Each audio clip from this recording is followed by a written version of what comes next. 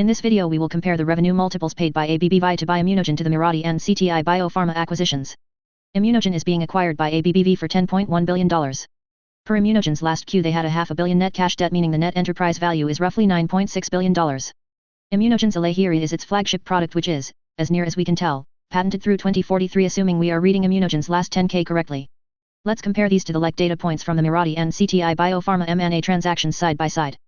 ImmunoGen's fiscal year 2027 and 2028 consensus revenue estimates are $1.18 and $1.32 billion, respectively. Hence, by dividing ImmunoGen's enterprise value, again seen here in row C, by its 2027 and 2028, aka year 4 and 5, revenue estimates shown here in line D, we see AbbVie is paying 8.1 times and 7.3 times fiscal year 2027 and 2028 revenue estimates as shown here in row E. Considering there's supposedly 20 years left on Elahere's patent as of today, AbbVie is paying 0.41 and 0.36 times 2027 and 2028, aka year 4 and year 5, consensus revenue estimates for each year remaining on Elahere's patent.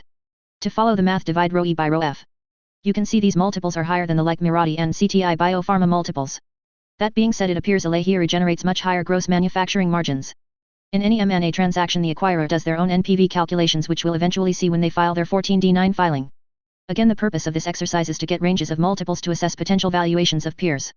Recall we shared the same multiples from the GBT and Prevention Bio acquisitions. Though neither are focused specifically on oncology, you can see GBT's multiples are consistent with ImmunoGen when both had higher gross margins, while Prevention Bio's and its manufacturing margins were consistent with Mirati and CTI Biopharma.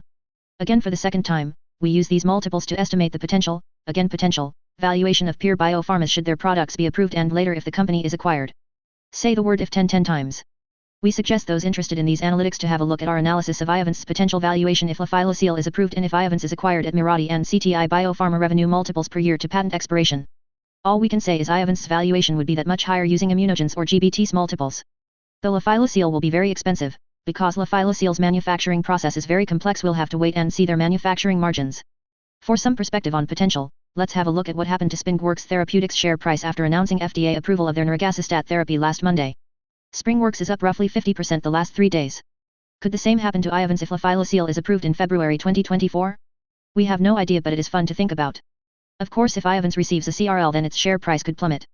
As always, this video is for entertainment purposes only. Do not rely on this video to make investment decisions, as we could be dead wrong. You could lose your entire investment when buying biopharma stocks. Please take a moment to follow us as we will update our analysis as time moves on. Please take a moment to follow us here on social media. Thank you.